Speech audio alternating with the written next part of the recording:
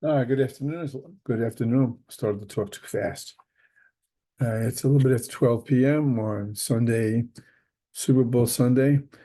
Not a whole lot of me invested in it, except for two things. I'm like a good football game, and especially since this is the last one, um, I'll be watching it. And the other piece of that is I watch it alone because my sons-in-law either don't want to watch it or don't want to watch it with me because it's 6:30 at night, and I don't take that personally.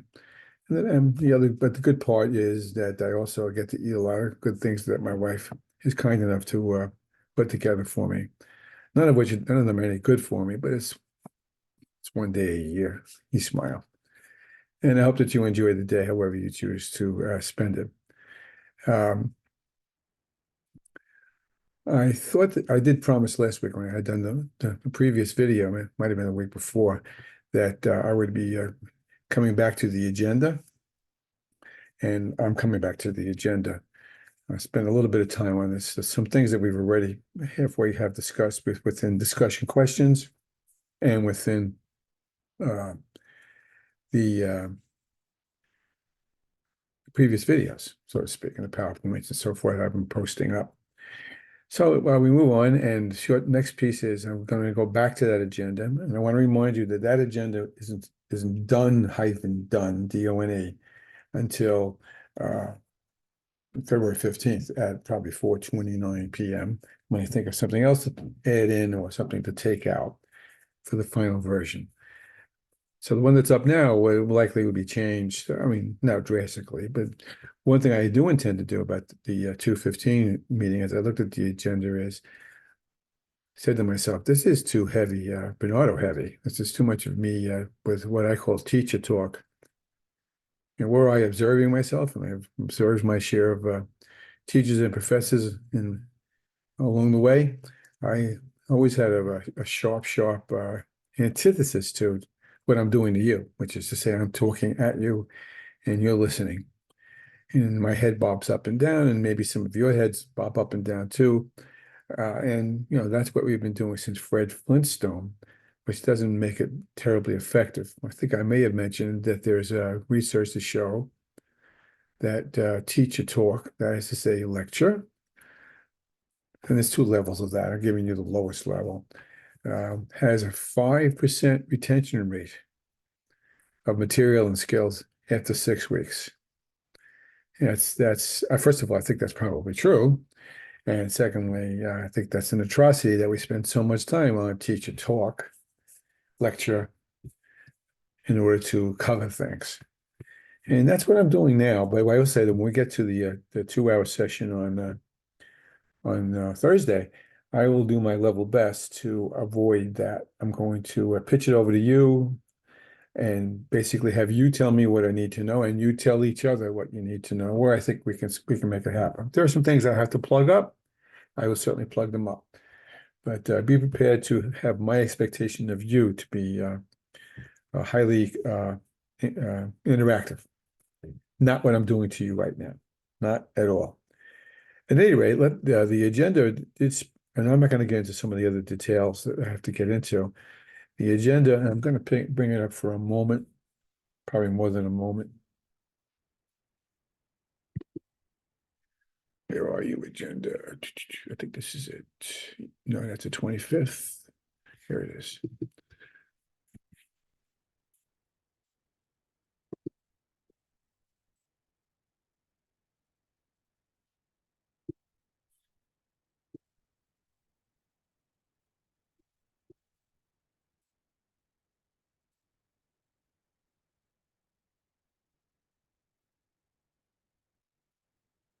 It's again. I'm not going to read the goals at you again. You can see I've highlighted some things in yellow, and I'll just tell you that those are what I think to be some preliminary things we need to do within that 2 hour slot that we have.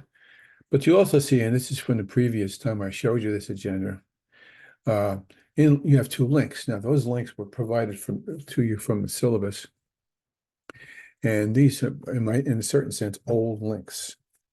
And the discussion questions that we've done, I've kind of walked through these again, but I don't know if I've done enough with it to just sort of fill in the blank. So that's the basis of what this particular video is about, and that is my goal is for you just to hear it again, so you may be able to use it for down the line. Understanding that even the assignment that has been pushed back to the 16th, this coming Friday, is all about policy. This course is about policy. And the more you get a context for it, as but these two items will show, the better off you're going to be to speak to, in addition to what the reaction papers are that you're constructing. But in the end, that's going to, when we ask you to get your fingernails dirty in what is going on in your own districts, okay, policy-wise, and how you can respond to them, and then ultimately formulate your own policy and your own processes to present them. And so that's really what we're going to do with this for the moment. So what I'm going to do is kind of bring them up and spend a few minutes speaking to each of them. And again, I don't think anything I'm saying to you is terribly I can't say the word, revelatory. There we go. Terribly obvious, but we'll go with it with them anyway. And there's another reason why I want to show them to you as well. And that's why my fingers are crossed. Okay. All right. So now we're looking at one of the links that I provided in the agenda and that you have already had in your syllabus. And that is the history of the education policy in the United States. Now, before we go any further with that, I just want to make the point that this is out of this website is a pretty good website. I'm not that familiar with it, quite frankly, but I think it's does a decent job of giving you some things to pay attention to. It's put together pretty well. So the overview is really good, because really what this is intended to do is to speak to what this point's about. We spent a little time on this list in the last meeting last month. What is the role of education? And today I'm going to tell you what mine is. I think I shared that with you in the discussions as well. To prepare children to be good citizens. I'm not so sure how good we are at that, especially since being an old social studies teacher, maybe I have a prejudice on this, especially since we've kind of pushed history and social studies off into a corner. Not as cute, not as interesting, and as important, perhaps economically, than it would be to talk about STEM things. Big investor, intellectually and otherwise, in technology and STEM premises, I promise you. My friend, the librarian in West Babylon Junior High, would probably got his shoulders up for a minute, but no, I'm all for it. I drank that Kool-Aid a long time ago.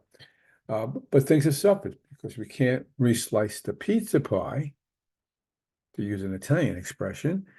We stay within what I call a zero, Z-E-R-O hyphen, sum, S-U-M. You can't add another slice to the pizza. So all you do is re-slice the pizza pie of time to move things out, or you take out a slice of pizza and put in a pepperoni slice instead of a sausage, because the other one maybe has lost its luster, so to speak, or its attraction. And I don't know, by the time we will have seen each other on the 15th, there will have been an election in a good chunk of Nassau. I don't know how many of you live in Nassau. I don't live in Nassau. I was in Nassau last night, and I could see signs for both candidates. And I didn't count them, but it looked like they were pretty evenly divided. And I'm wondering who's going to win that election on Tuesday, and it will be depending on who's voting, and whether the political parties have been able to get their members to come out to vote and get other people to vote. And that the voting practices in the United States are abysmal. Where in the countries like Australia, for example, you're breaking the law if you don't come to vote. They even added in a premise now of write-in votes, mail-in votes. And even that still isn't getting nearly the 100%, or let's be more generous to ourselves, 75% of the country to do that. I watch Jeopardy every night, and every time there's a government question, I cringe. These are really smart people winning tons of money, many of whom don't know some basic premises of the Constitution. Now, whose fault is that? It's a lot of people's fault, a lot of parts of society. But we were saying that if we say that the policy, rather the purpose of education is to create good citizens, I don't know how good we are at that. I will tell you, this is back before most of you were born. They were revamping the social studies curriculum K-12 in New York State. It's got to be 20 years ago for today, more than that now. And they decided that when it came to high school, I mean, I could get into this. It's a mess.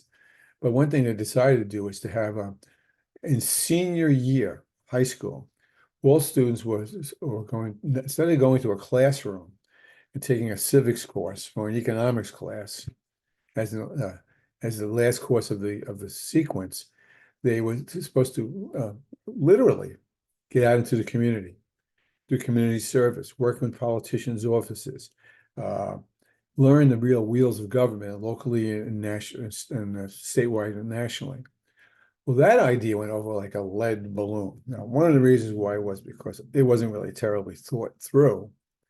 The principle of it, the PLE principle of it, was good. Kids get to see, the real workings of democracy on the ground. However, the other part of the problem was that you can only put so many students into a congressman's office. Just, it's kind of there's some impractical parts of that. So what did they do? They reeled it back in and they changed it. And now in senior year, it's got to be at least the last 25 years if it's a day, where one semester is, they call it civics. I'm sorry, they call it participation in government, sometimes known as PIG. And really what it is a civics course. And then the second half of the other semester is economics. It's half-hearted at best to attempt to get people to be on the same page about their rights as citizens and their obligations as citizens. So I don't know how good we are at that. Cultivate a skilled workforce. See, that makes more sense. Well, that first one makes a lot of sense to me. So I'm saying that the report card on it isn't great. Skilled workforce, without a doubt. And you go in Home Depot and you have to go to the self-serve checkout. Well, I'm not so good at that myself. But then when you ask for help, people kind of disappear from Home Depot. The workers get lost because they don't know how to do it either. And if you ask, you can see that the readiness of high school graduates and beyond is often wanting. And as we all know, there are jobs that will be available in the next 5 years for these students, these graduates, that we haven't thought of. I'll give you one quick example, and sounds ridiculous, but here it comes. I didn't make this up. I read this. In the near future, we're going to need a college degree or a training, I guess is a better way to put it, in WORM, WORM, the little slithery guys, engineering. And you say, what is that about? Well, if you look around you, especially on Long Island, you can see that the landfills are stuffed to the gills and can no longer accept refuse. Now, what that means is that's a big problem, and I won't get into all of the wherefores of that, but the short story is that what they're going to need is to get worms into that landfill, earthworms, to get in there and to break down the organic material, if they can't break down the plastics, okay, and the diapers, but they can break down a lot of other things into compost, so the compost can be recycled back into growing our crops. Someone's going to need to know how to grow worms. That's going to be a job. Is anyone getting a Vermicelli award? What's the time worth for worm? I don't know. So how good are we at this? I don't know, but I kind of like the idea of cultural literacy. In this day and age of multiculturalism, I don't know whether that's been diluted or transformed. I mean, that's a better verb to have a respect from several of your ESL teachers. You can say this more articulately than I can, where a healthy respect for other cultures that we can exist side by side with and collaborate with to contribute to the whole with a W. Certainly is a wonderful goal to aspire to. I don't know how well we do that. To prepare kids for college, yeah, mistake. I think I drank this Kool-Aid myself too quickly, personally, actually. And that is prepare students for college is great for the 80% or so who might need to go to college or want to go to college, but there are many more graduates who would benefit much more greatly by getting some of those technical skills they can. And if you look at the European education system, and that's not a monolith. Every country has its own in Europe. They don't treat it as though everyone's supposed to go to college. So is that our purpose? So they can be good Jeopardy champions. It's not going to work. This is the one I drink the Kool-Aid for, personally, because to me it catches everything worthy of the other goals that I've addressed, and that would be to create critical thinkers. And so if students, I stopped you folks in January on this. If you write down every time I grunt and groan and you write that down as a fact, a Bernardo fact, that's a mistake. Okay. You have every right to appropriately question and inquire about and have run a dialogue about thoughts and processes. And the more nearly you can make logical decisions and also to make creative decisions and also to use your emotions to recognize where it fits into decision making, all the better. That's fine. I'm not dismissing social and emotional learning.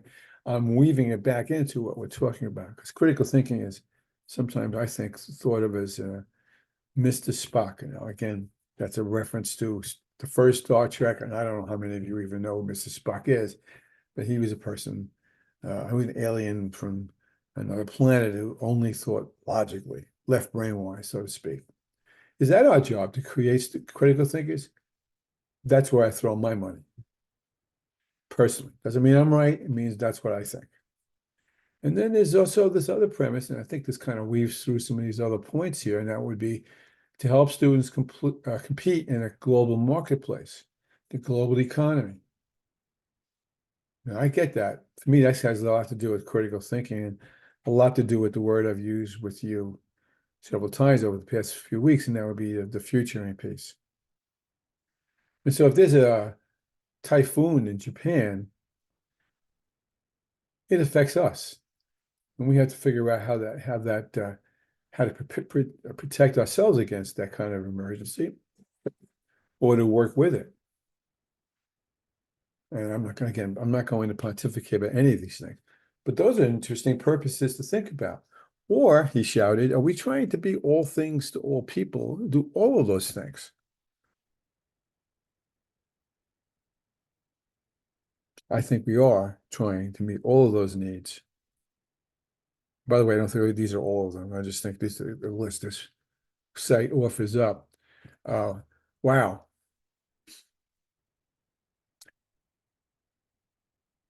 How would you prioritize them if you think you want to try to do that? And my rhetorical question is, how well can you meet all those needs in a single system? So we go with that. And you can see that Brett raises other questions. I like this. Now, I don't know if you saw I think it was a Newsday yesterday. I'm sure other papers as well. The Board of Regents in New York State is seriously thinking about changing certification requirements. Some would say they're trying to water them down.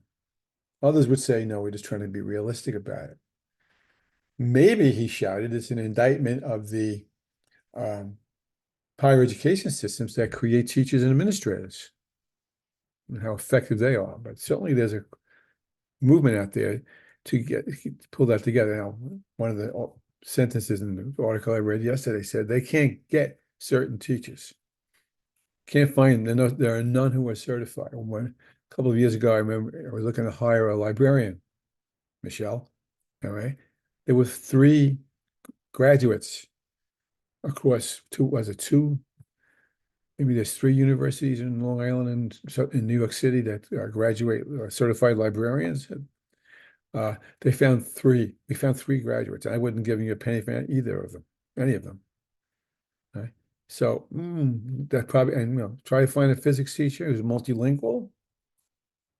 Try to find an industrial arts teacher, a home economics teacher. I'm not sure those are the right terms anymore.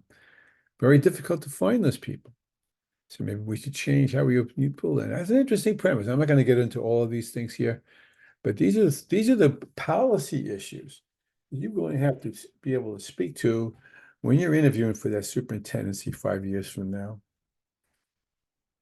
You're going to get, well, you should be asked those questions. Maybe you won't be asked those questions, but you should certainly be grounded in what you believe and how you mean to communicate that to these folks. Now, these other things I'm not going to belabor. You kind of know, I imagine a lot of these. In the colonial era, the basic premise was that schooling was for one thing and one thing only, and that was to learn how to read the Bible. Weren't interested in anything else. Reading, writing, arithmetic, geography, no, that was just an adjunct at best. And it just kind of moves up through there. And then Jefferson, to his credit, a couple of 100 years later, begins to promote the democratic with a small d, the democratic ideal. That is to say we should educate everybody. Maybe everybody shouldn't be educated with a philosophy degree or an engineering degree, but everyone should have a good, solid, basic kind of education. And it moves you up to beginnings of some public schooling in New England. I was reading an article yesterday or 2-3 days ago about the top, I think it was the top 15 states in the country for their education systems, the high school graduation rate and college attendance, and several other things. New York came out as number 12, which surprised me. I thought it would be lower than that, but it came out as number 12. The first one was Massachusetts. And I think within the top 5 or 10 were New England schools. Now, part of that's got to be because historically, that's where public schooling began. And along the way, religious schools have taken its place alongside public schools for any of several reasons. I don't have to necessarily explain those to you. This is the Catholic University, although people I know who are not Catholic attend Catholic universities for a very long time. And there are yeshiva schools, and there are charter schools, and there are other schools that emphasize the religious education of their students. And there's something to be said for that, I think. And then along the way, I think it was, I forget who it was. It might have been Ms. Purvis, is the first time I can't remember. Megan, I think, who said she thought that the federal government should have a role, but not a thumb in the pie role, ROLE. And that's still a controversy.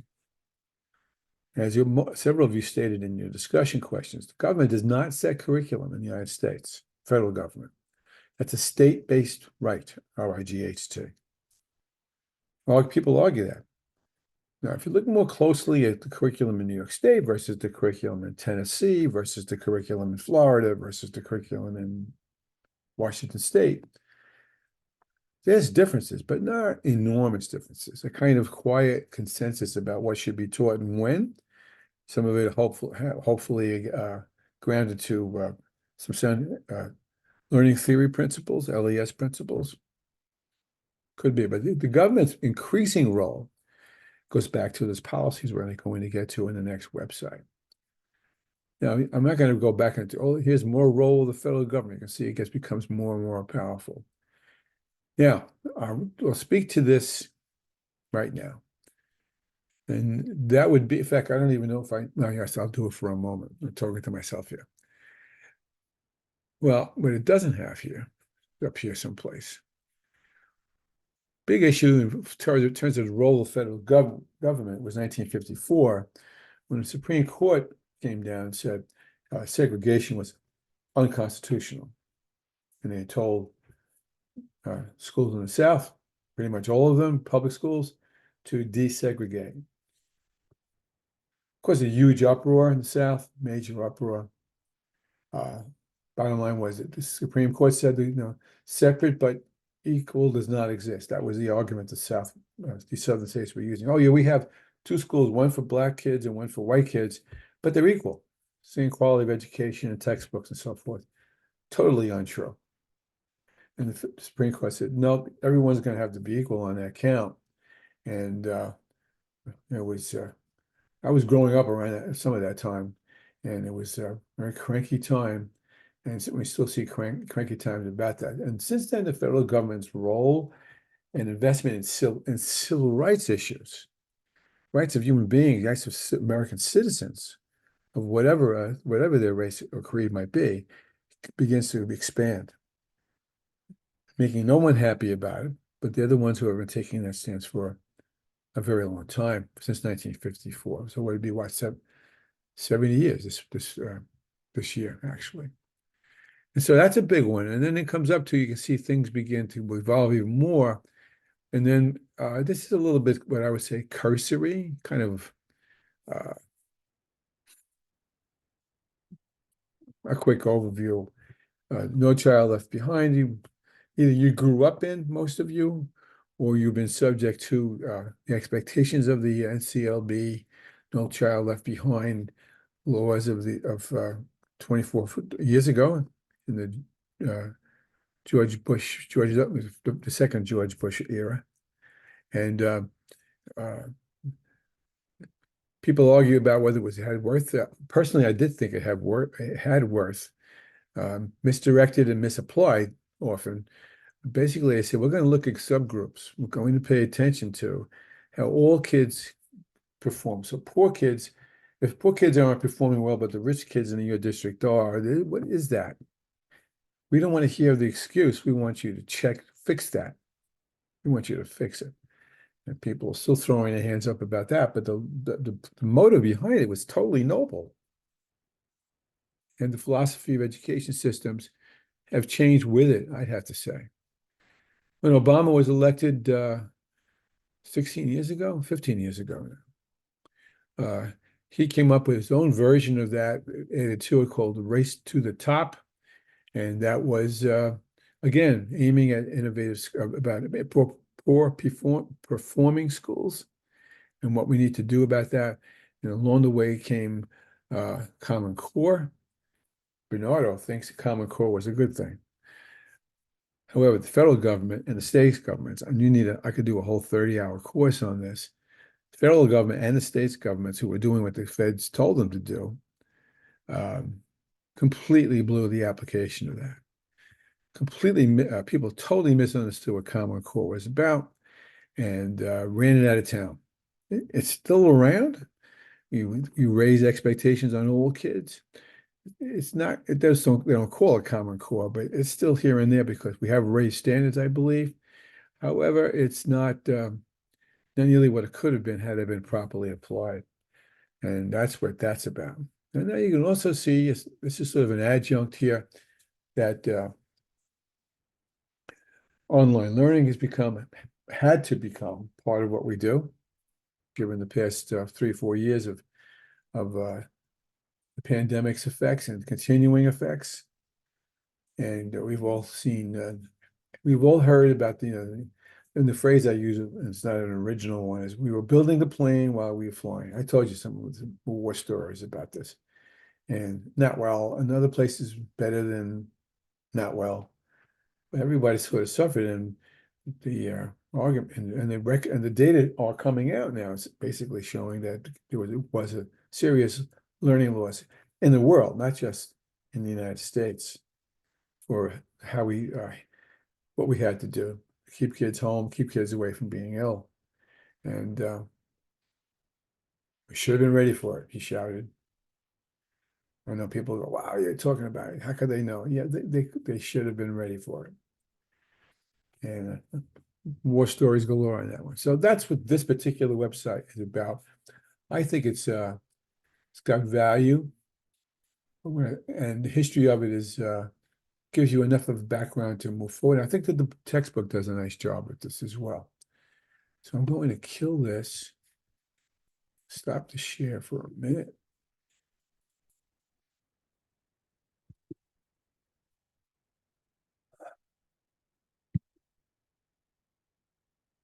So now I'm going to bring up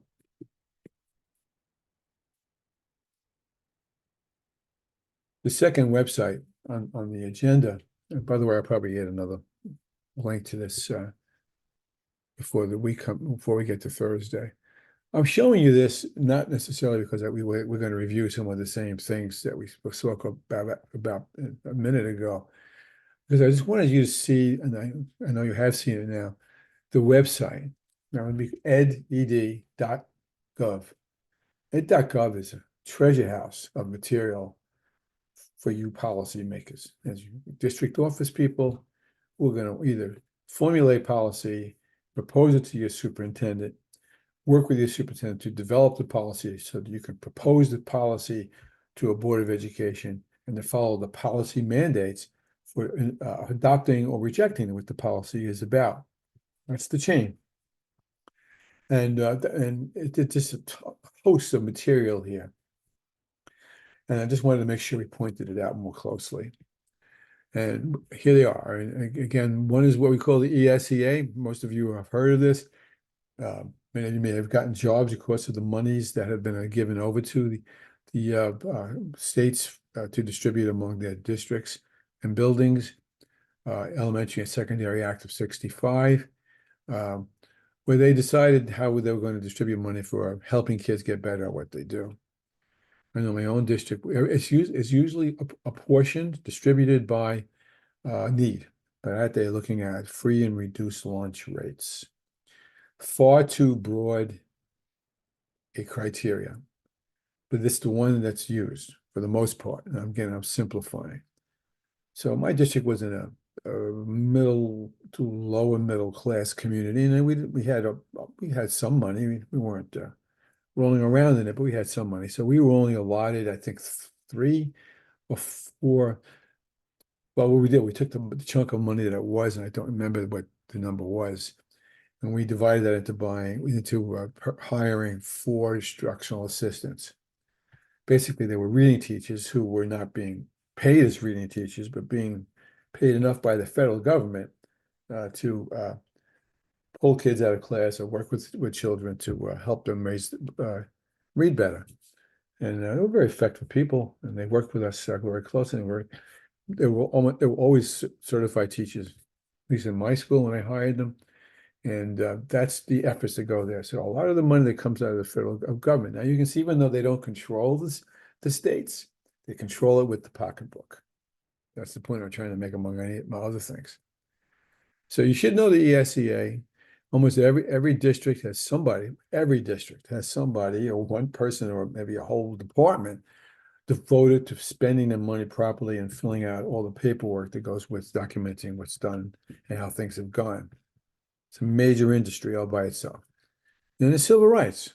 Now, one of the discussion questions I gave you was about LGBTQ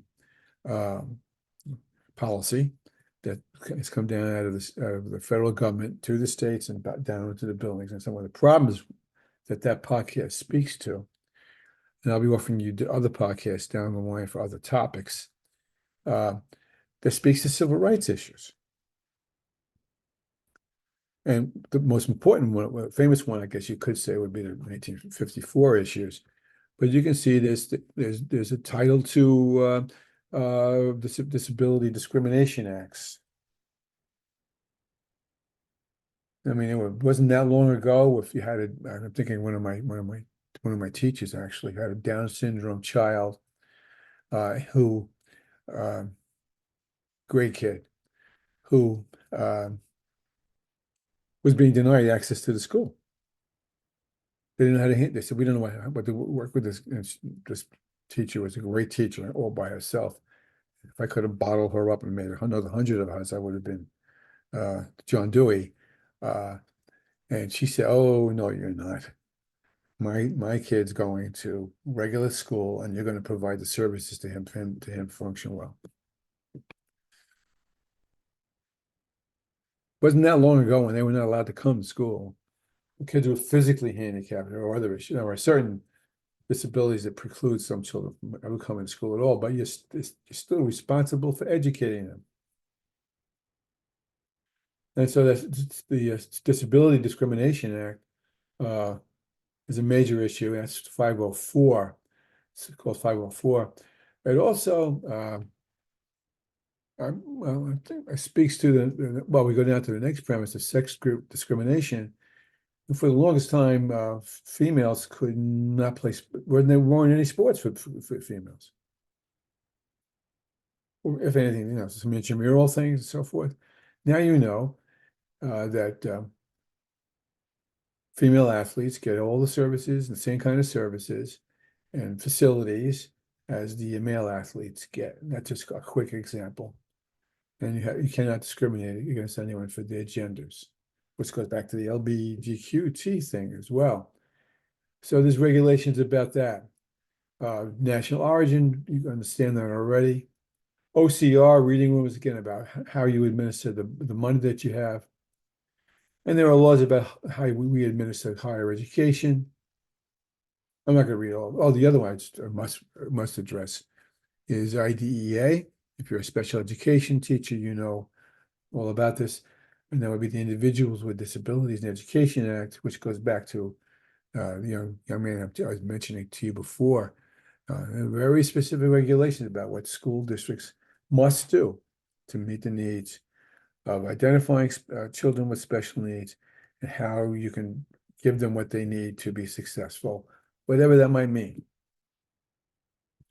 So these premises are all there. I just wanted to point out to you that this particular website is just the opening key, Key, to finding a lot of material about a lot of things. Now, maybe even in your internship, I doubt it, but maybe even in your internship, superintendent may call you in and say, we need some help on this regulation about LGBTQT. I want you to pull all the information together, put it in what we call a policy brief, so that we can more clearly examine how we are enacting this policy, or whether our policy is on the books and is good enough. That would be interesting to see. And as I also said, I know that the ladies on the Rockville Center School Board of Education, I remember all your names by the end of this week. The ladies are also a board member. She works in Garden City, and she's a board member in Rockville Center. I think she quoted some things from that NYSBA site, NYS, New York State SBA, Boards Association. It's a terrific site. Let me see if I can pull it up for a minute.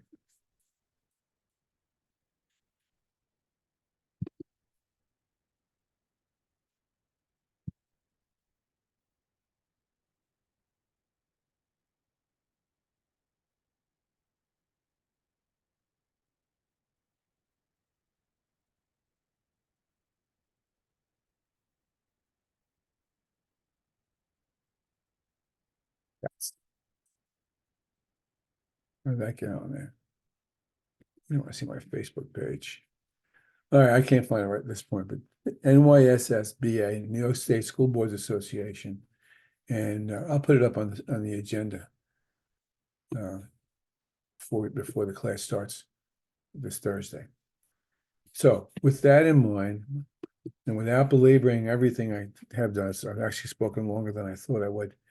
I just wanted to just elaborate on those premises. Let's go to the agenda for a moment.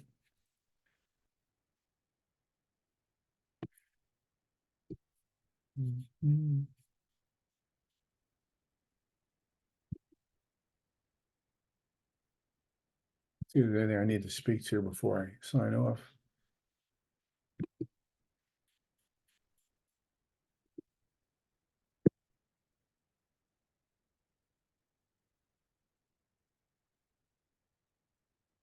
We talked about Bowman and Deal.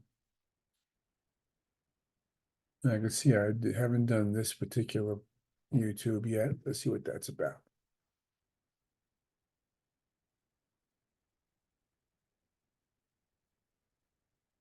Oh, no, actually, this is the Connecticut School District. What I was trying to do is find board policies for you. I had mentioned that when you try to find a board policy, you generally can go to the district's website and find the board policies online. I couldn't, I went to Rockville Center, my friend from Rockville Center, I couldn't find them. They may have been there, but I didn't find them. I'm pretty good at finding things. The only one I found was Connecticut, which is where I used to work. I knew they had them. And you can see they have all the policies here. So the reason I wanted to show it to you. Every policy, they should be a policy, is here. So if you need to go to some district, if you can't find your own districts, you can use Connecticut. All right, I'd rather that you found your own, but remember now, you're going to be ultimately going to be proposing a policy. And we'll get more specific about that as we get closer to the topic, rather than try to clutter your minds up with too many things. And with that, I think that we should stop here. And we will.